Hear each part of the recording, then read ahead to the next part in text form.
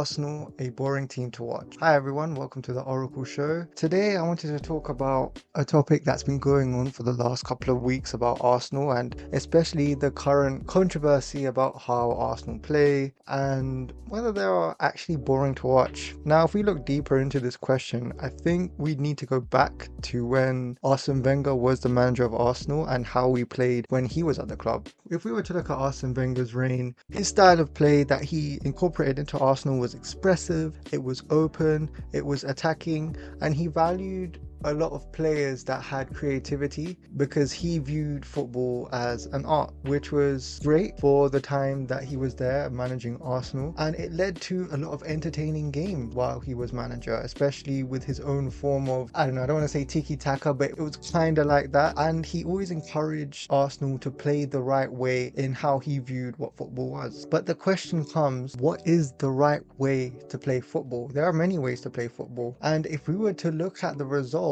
especially away from home, when Arsene Wenger was managing Arsenal, especially in the latter stages of his career at Arsenal, we were getting beaten left, right and centre by all the big teams. I mean, we were losing 8-2 to United, 6-0 to Chelsea, 5-1 to Liverpool, and I haven't even begun to talk about the Champions League, especially with Bayern Munich. I mean, let me not go into that, but you guys are getting the point. So away from home and while we played at home as well, it showed that we had only one way in how we played football. It was a criticism of Arsene Wenger, but I'm not going to get too much into that. But it led to the thing that a lot of teams realized, that we never really adjusted the way that we played. And it led to a lot of pundits and analysts to call us naive, predictable, soft, and who can remember what Troy Deeney once said, where Arsenal lacked cojones. And this is something that we've seen at Arsenal for a long period of time, especially in the last half of Arsene Wenger's career at Arsenal, as well as just under 20 years. So it does create a understanding that for the reasons why people will view Arsenal in this way. But the thing is, a lot of things have changed since Arsene Wenger had left in 2018, especially with the new managers that have come into Arsenal, especially with Mikel Arteta. Now, one of the things that Mikel Arteta has done is that he has changed the style of Arsenal away from the attacking, open, expressive, creative way of football to a different style, especially when we go away from home. Now, this isn't new. This has been something that he's been building since he has started his managerial position at Arsenal, in which, if we were to look at the stats in the beginning, we weren't creating as much and we were focusing more on being a defensive unit, especially if we were to look at the games away at the big stadiums at Anfield, at Manchester United, Chelsea, even against Aston Villa. We looked more compact defensively. We've definitely improved our steel in the types of players that we managed to recruit, such as Saliba, Gabriel, Partey, Benjamin White, and these sorts of players, which showed that we were going for a more defensive approach when we were to go away from home, and even if we were to play at home against certain teams. And it has caused a link or a likeness to other great managers such as Simeone, Conte, Allegri, and even if we were to look at certain games that we've played against PSG very recently, in the first half we